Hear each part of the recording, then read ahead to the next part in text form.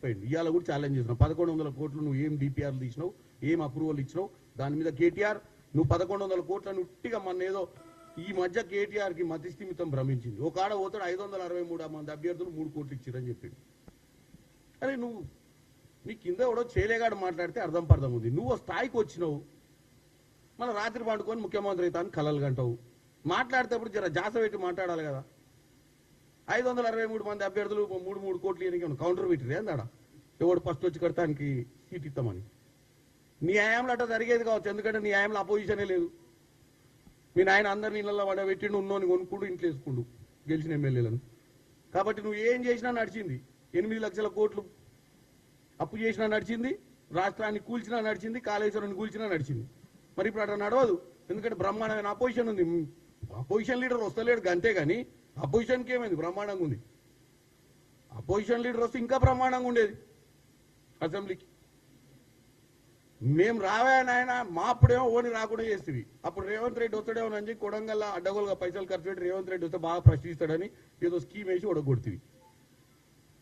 నీకు 2018 నుంచి 2023 దాకా బ్రహ్మాండంగా ఎంజాయ్ చేసినావు పవర్ని. ఇప్పుడు నేను ఒకటే చెప్తున్నా, కేటీఆర్ గారు ఇష్టం ఉన్నట్టు ఇవాళ వినోద్రావు గారికైనా నిన్నటి కేటీఆర్ 1100 గురించి, మంచినీళ్ళ గురించి అయినా, ఈరోజు ఆల్మాటి గురించి అయినా, మొన్న బన్కచర్ల గురించి అయినా, వీటన్నిటి మీద మీరు తెలంగాణ ప్రజల్ని కన్ఫ్యూజ్ చేస్తుర్రు. ఇంట్లో ఏం జరగకముందే జరిగింది జరిగింది బౌ బౌ బౌ బౌ అనగానే ఏదో అందరు చూస్తారు, ఏదో దొంగలు పడుతుంటారు ఎక్కడి నుంచి అని. అసలు దొంగలు పడ్డది మీ రాజ్యంలో, మీరు పాలించిన రాజ్యంలో దొంగలు పడి దోసుకొని వెళ్ళిపోయారు. దాని గురించి చర్చ మేము చేయకుండానే మీరు ప్రజల్ని తప్పుదోవ పట్టించి మీరు చేసిన దరిద్ర పాలన మర్చిపోవాలన్న ప్రయత్నం చేస్తున్నారు. ఇక పోతే ఏమన్నా ఉంటే మీరు వీలైతే సోషల్ మీడియాలో మాత్రం రోజు మేము మాలాంటి వాళ్ళు ప్రెస్ మీట్ పెట్టగానే 4 నెగేసి మేము మాట్లాడిందని తప్పుడు చూపిస్తారు. మొన్న నేనేమన్నా 2010లో మెట్రో అప్రూవల్స్ అప్పుడు భారతదేశంలో మెట్రో సెకండ్ ప్లేస్, ఏది కిలోమీటర్ వైజ్ చెప్పిన నేను. ఢిల్లీ తర్వాత 72 కిలోమీటర్లతోటి ఆంధ్రప్రదేశ్ మెట్రో సెకండ్ ప్లేస్లో ఉండే.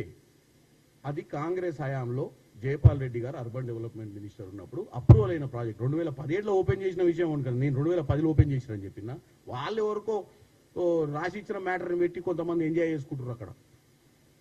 ప్రతి ప్రెస్ మీట్లో ఏమన్నా పాయింట్ తీయాలి, పాయింట్ తప్పేం లేదు. నేనేమి కేటీఆర్ని కాదు, మా నాయన ఏం కేసీఆర్ కాదు. నేను మధ్యతరగతి కుటుంబం నుంచి వచ్చి ఈ స్థాయిలో వచ్చి ప్రెస్ మీట్ పెట్టి మాట్లాడుతుంటే నేను ఏదో నేర్చుకునే పెడతా కదా.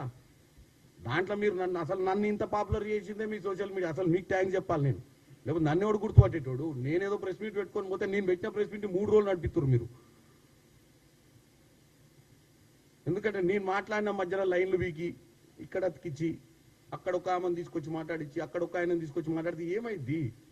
నా సబ్జెక్ట్లో నేను డీవియేట్ గాను, నా ప్రెస్ మీట్లు నేను ఆపను, నా పార్టీని నేను డిఫెండ్ చేయడంలో మీరు ఏదైనా తప్పు మాట్లాడితే నేను డెఫినెట్గా ప్రశ్నించే సత్తా నాకు ఉంది. ఎవడు పుట్టంగానే మహానాయకుడు కాడు. మహానాయకుడు కావాలన్నా, సబ్జెక్టు నేర్చుకోవాలన్నా నీ పార్టీలైనా నా పార్టీలైనా, రేపు కింద యూత్ కాంగ్రెస్ వాడైనా, నీ బీఆర్ఎస్ పార్టీలో పనిచేసిన స్టూడెంట్ వింగ్ వాడైనా నేర్చుకునే నాయకుడు అవుతాడు. హేళన చేయాల్సిన అవసరం లేదు. ఎవడు అడిగితే వాడిని హేళన చేసి ఆడు రాడనుకుంటారే మీడియాకు. మళ్ళా మేము 4-5 జోకులు వేస్తే భయపడి ఇంట్లో అనుకుంటాడు అనుకో. నేనేం అట్లాంటి కాదు.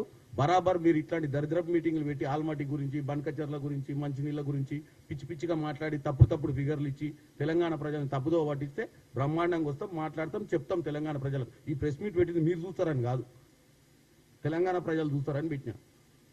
మీ సోషల్ మీడియా వాళ్ళు ఇంత పెద్ద స్క్రీన్లు పట్టుకొని తప్పులు ఏమైనా ఎత్తుకోనిక పెట్టలే. ఇది పెట్టింది ప్రెస్ మీటు.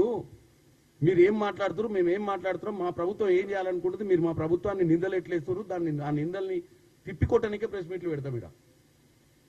కాబట్టి నేను ఒక్కటే చెప్తున్నా తెలంగాణ ప్రజలకు, కర్ణాటక ప్రభుత్వము ఎట్టి పరిస్థితుల కర్ణాటక ప్రభుత్వము 100 టీఎంసీల నీళ్లు నిల్వ చేసుకునే ప్రయత్నం చేసినా 519 నుంచి 524 పెంచినా సుప్రీంకోర్టులో మ్యాటర్ ఉంది. సుప్రీంకోర్టులో బరాబర్ ఫైట్ చేస్తాం. మాకు చిత్తశుద్ధి ఉంది. మీకంటే ఎక్కువ చేస్తాం. మీ హయాంలో ఏం చేసిరో అన్నిప్పుడే చెప్పినా 299 టీఎం అన్నిటి గురించి ఇంతకంటే ఎక్కువ చెప్ప. దయచేసి తప్పుడు ప్రచారం చేయకండి. తెలంగాణ ప్రజలు వాళ్ళ తప్పుడు ప్రచారం వినకండి.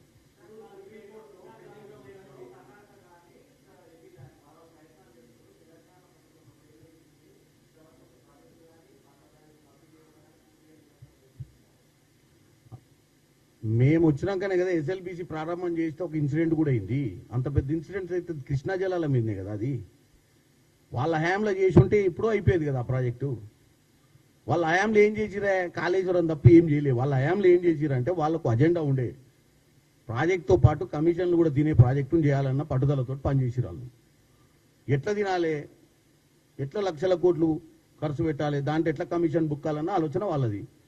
ఆయన ఏం